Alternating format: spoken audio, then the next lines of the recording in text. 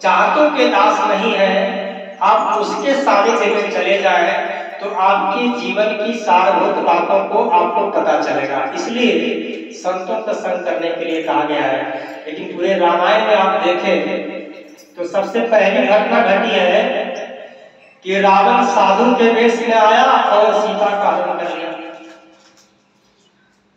और बाद में सबरी को जाकर के वही राम जी सीता को खोजने के क्रम में सबरी से कहते हैं कि पहला व्यक्ति संतों का संग करना चाहिए।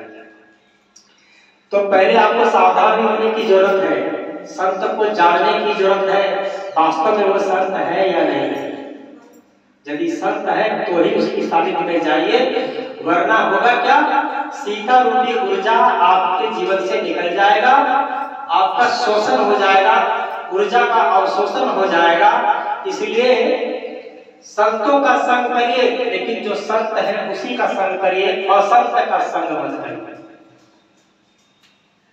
ज्ञान जो सांसारिक लोग हैं उनके पास ही हो सकते हैं, लेकिन उनके सानिध्य में आप जाएंगे तो आपको क्या मिलेगा कि आपको अच्छी बातें बताते बताते अपनी इच्छाओं को पूर्ति करने के लिए आपको अपनी तरीके का मोटिवेशन देना शुरू कर दे, जिससे उसकी स्वार्थ की पूर्ति हो जाए।